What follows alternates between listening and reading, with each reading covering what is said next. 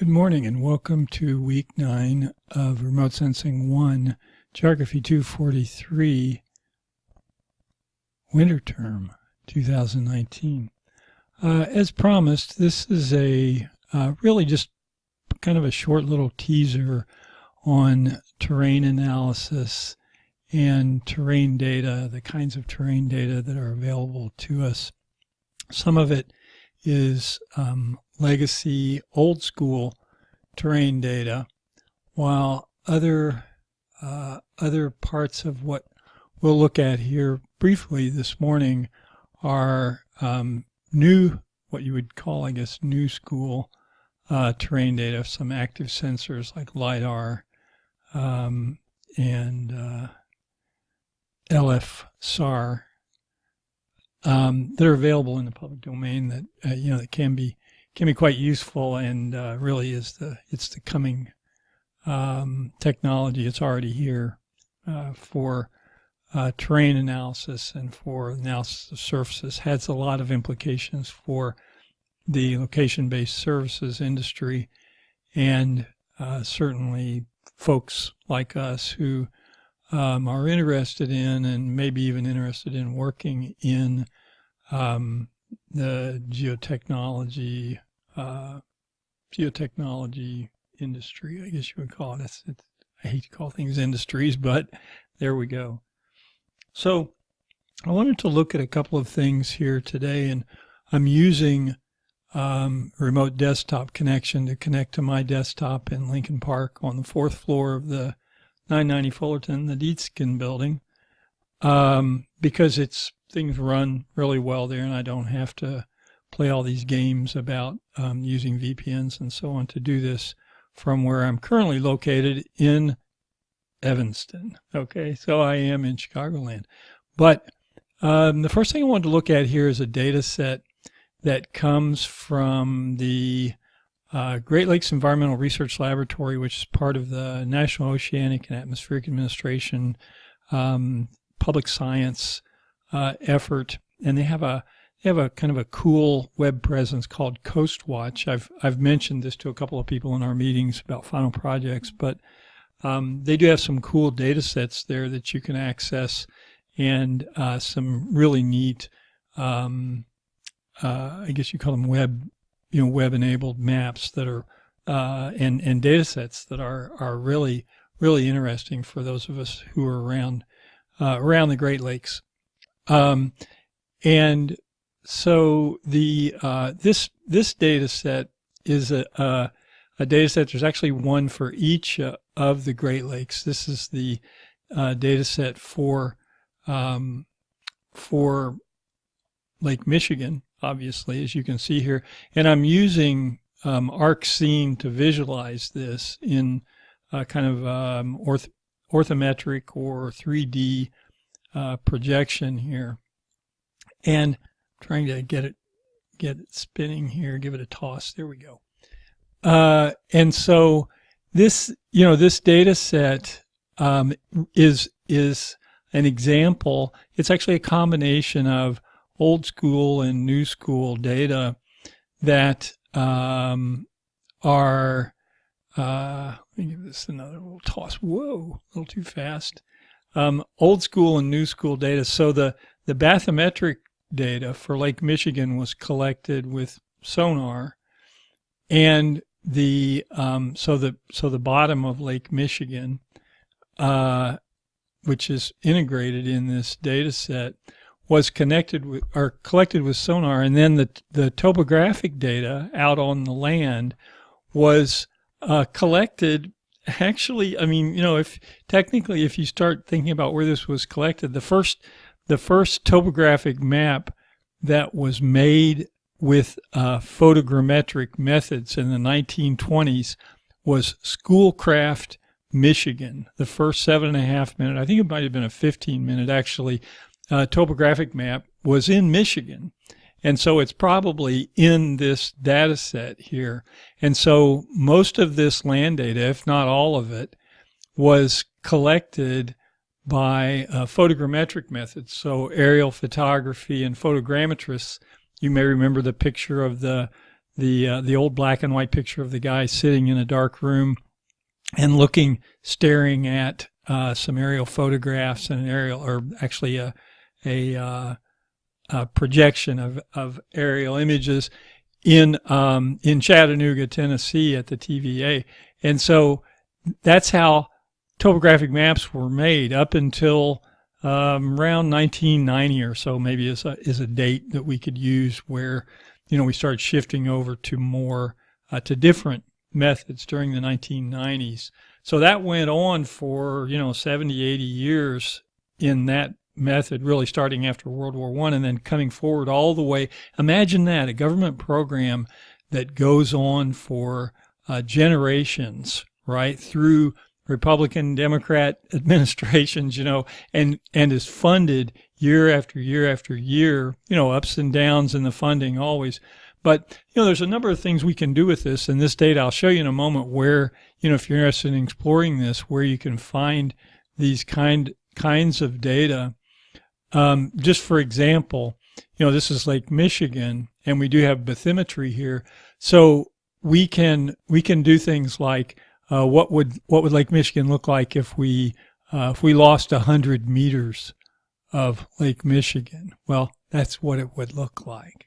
Okay, and so this is a vector layer. You can see here that is is intersecting this three-dimensional model, and I dropped it down 100 meters, dropped the shoreline down 100 meters so that you could see, what the lake would look like if we were to give up 100 meters of the depth of the lake. It wouldn't be much, right? You could, there'd be a lot more, I guess, a lot less water, and certainly a very different shoreline. And if we look at the lake without any water at all, you can see that there are these kind of deep basins. This is the upper Chippewa Basin here, the deepest part of Lake Michigan, up in northern Lake Michigan. And then the lower Chippewa Basin is down here. You can see there's kind of a ridge that goes across the bottom of the lake, from Wisconsin over to Michigan, that is, doesn't break the surface there. So when you fill the lake back up, you can also see that Green Bay is very shallow. It's more like Lake Erie or something in terms of its depth. And it actually responds very differently to climatic conditions through the year. And again, you can see a little bit of Lake Winnebago over here in central Wisconsin. So, just sort of hanging out here because this is a vector layer. And I've got some other vector layers that you can see and kind of visualize here in this this visualization. Things like, let's see, what have we got? We have, there's the streams in Cook County. You can see them kind of floating there. So I've bumped them up so that you can sort of see them separated. These are vector layers. Here are vacant housing units. That's a census map of Cook County that's sort of hovering several hundred meters above the surface of this, this elevation surface, this digital elevation model, composite digital elevation model. And, that's, again, this is just a visualization tool. It helps us think about, different types of data and how we can combine different types of data in GIS, but also how, how you can visualize these things. So here are those same vacant housing units, but now visualized as a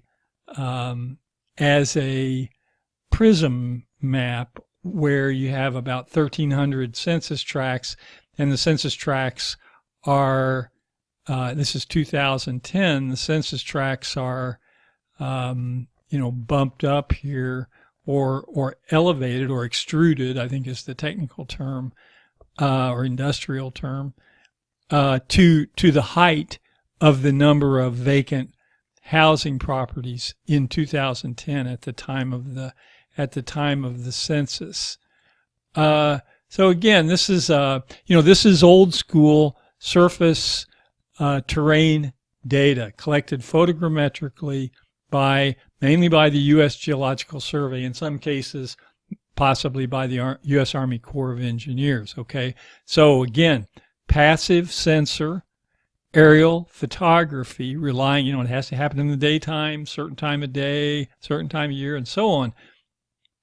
So this is what I guess you would call old school digital elevation models. And these topographic maps were turned into a digital data set covering pretty much the entire United States, starting in the 1970s and going up really almost to the present day, where we were digitizing partially automatically, partially manually, digitizing contour maps and then converting those digitized contour maps, the brown lines on the old topographic maps that maybe you've taken hiking with you. And we're using those contour lines to create a raster layer, a raster digital elevation model. So this ultimately is a raster digital elevation model, and there you can see the raster elevations. They're actually heavily attenuated because the X and Y coordinates here are latitude and longitude, while the Z coordinate is meters. It's in metric, so the elevations are in metrics. So you have to really cut the vertical.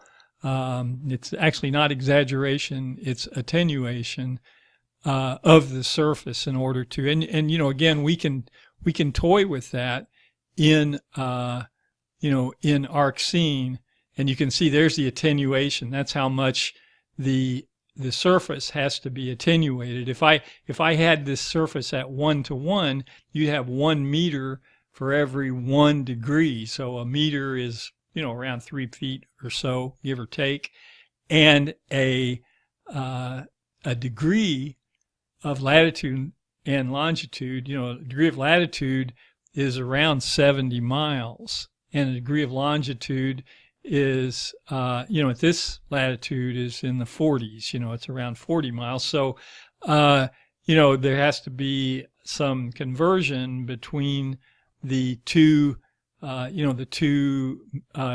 units of measurement that we're using in this form of orthometric representation. Okay, this is old school. Now, let's take a look at some new school. And has anybody ever been to Point Reyes in California? It's about, 50, 60 miles north of San Francisco on the Pacific coast. And Point Reyes, that's the example that I'm going to use here of new school. So Point Reyes is in, it's in California, it's in coastal California. And this is an example of LiDAR data, or light radar data, or laser, I guess you'd call it laser radar data, because it's taken with laser, pulses of laser light mainly from aerial systems that are on some type of aerial platform, a helicopter, or possibly an airplane flying relatively low, and collecting these data by pulsing out extraordinarily rapidly scanning pulses of lasers, mainly in the visible and the near and mid-infrared is the wavelength that the lasers that are used for LiDAR. And the system records the reflection back, or reflectance back, of those laser pulses. So what we end up with in terms of raw data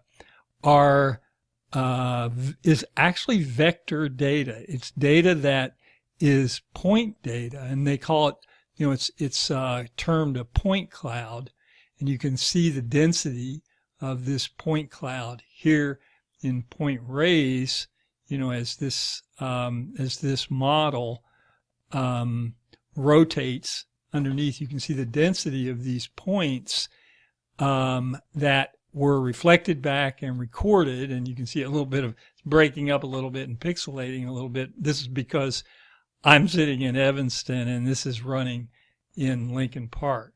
Okay, so I'll try not to break the internet here, which I'm never really sure whether I can do things like this, and I like to try them to see if I can. It seems to be working pretty well, actually. So this is the raw data from a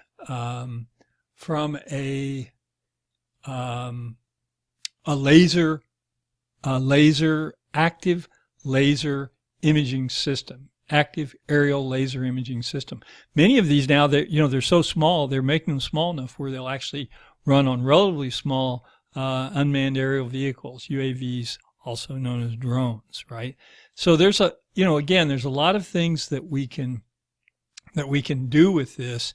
And this usually, the raw data, when we start using it, it usually gets converted into either a raster data set, relatively high resolution raster data set, or a triangular irregular network data set, a TIN data set.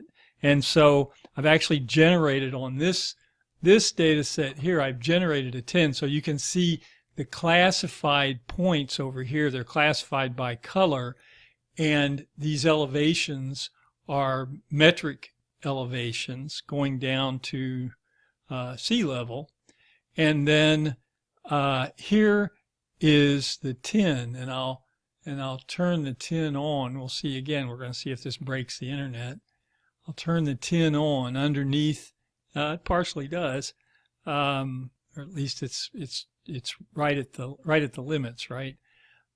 So this is down underneath this point layer. So I'll turn off the point cloud, and here's the TIN. Here is what looks more like a solid surface. Now, a triangular irregular network, this is a form of representation. It was actually invented by 3 different groups at almost the same time. This is one history of technology that is still being written, still sort of unfolding in 3 different places during the 1970s. When we were, really beginning to make some kind of incredible discoveries and advances in terms of computer graphics. 70s was kind of the golden age of, I guess, of innovation. 70s and 80s of innovation in computer graphics, and so. In both of these types of digital elevation models, or DEMs, you may hear that acronym quite a bit as you start working with this. In both of these, there are a number of tools in GIS that we can work with. And you'll find these in, if you're working with ArcGIS, you'll find them in the toolbox in some of the, they're in lots of different places, but the ones I'm mainly interested in, and again, there's tons of tools to work with surfaces like this, but the ones I'm interested in are mainly under raster surface in the 3D analyst tools, and I think they're also found in the spatial analyst tools as well, if you look around there. But these are tools like, for me particularly, because I'm interested in solar power. I'm interested in how planners can plan for solar power, right? When they're planning new developments or planning for places where, maybe housing development is taking place in communities. And so here, you have aspect, you have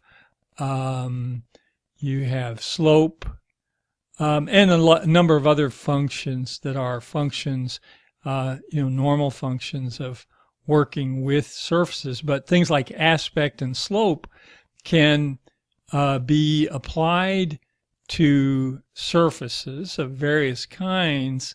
Particularly, I've worked with them particularly on raster surfaces, really high resolution raster surfaces, to find areas that are advantageous or that have advantages for passive solar.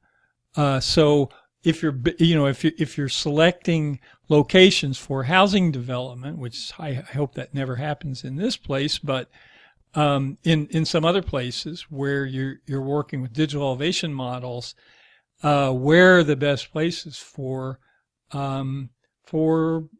houses that would be able to use solar power. And so, there's lots of different things. And again, there probably certainly are smarter minds, and younger minds maybe that are going to, use these kind of data to solve some of the problems that we have, and not just problems of, of power and energy, but, problems of environmental, hazards, of just all sorts of questions that we can address with digital terrain data. So let's take just a quick look at where you can find this stuff. And I'm going to recommend, and I'll put a link. I'm putting a link on our D2L page for the national map.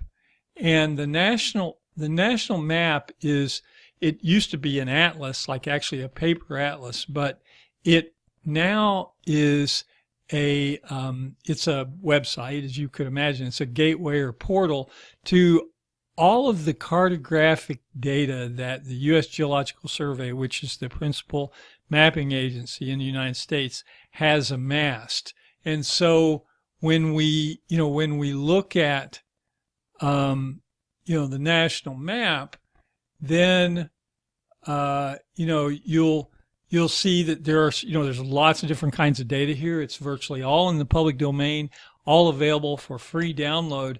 And so you'll find here elevation products, and you look at these, and these are all, there's various types. You can see the file format, ArcGrid. We like that, right? Because that's the system we're working with mainly. And there's some other file formats as well, and the image file format also works with ArcGIS. And so, you can see these are different resolutions.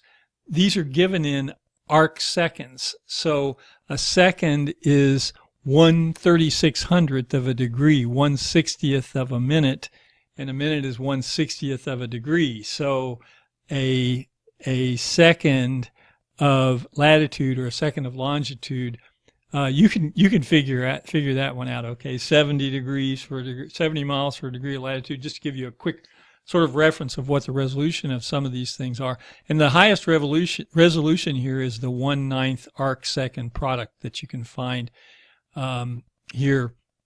And a lot of that is derived from LiDAR data that you'll see. So when you see the availability of 1/9 arc second, you can see it's available for a lot of places, but not everywhere, right? So this is raster data at 1/9 arc second. So 1/9 of an arc second is 1/9 of 1/3600th. So, get your calculators out and see if you can figure that out.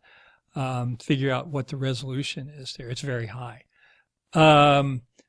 It's not the highest, though. Some of the data in here, you can find some really high resolution imagery. For example, when you start looking at the imagery data sets that they have, some of the imagery that's being collected now and that's in the public domain is very high resolution, down to 6 inches or less in terms of pixel size.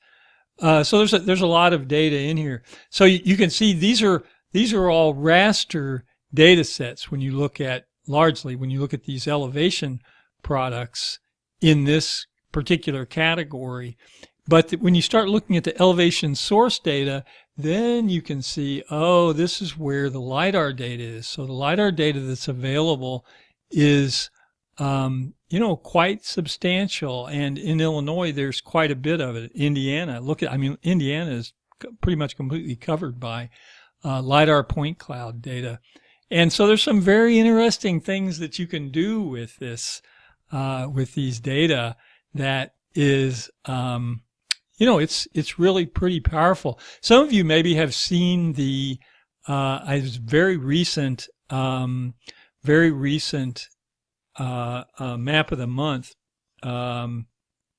that was published by one of our students from, actually from Remote Sensing 2, where he took LiDAR data and did an extraordinarily high resolution map, series of maps, actually, about 8 or 9 maps of the new Dunes National Park that was just announced just a month or two ago, a couple months ago. And so he's actually talking with the National Park Service and providing these maps to them as a resource for folks who, and also exploring, other things that he can do with LiDAR data and with digital terrain data and digital elevation data, in the dunes and in other places as well.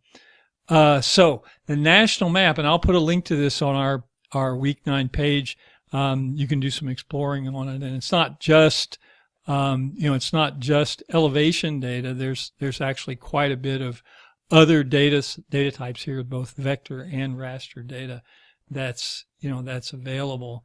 So, again, terrain data, extraordinarily useful, and it's actually not just on Earth either, because some of the stuff I was showing you from Mars, we're collecting really high resolution terrain data on Mars too. I guess subsidizing SpaceX's explorations there, right? But so there's a lot you can do with this, and it's something that I think is an important part of what we do here at DePaul in geotechnology and in geographic information systems and in remote sensing, because ultimately this is a remote sensing technology. LiDAR, active remote sensing, and just terrain data collection is done with passive, historically with passive aerial photography and aerial imagery. So take a look at it.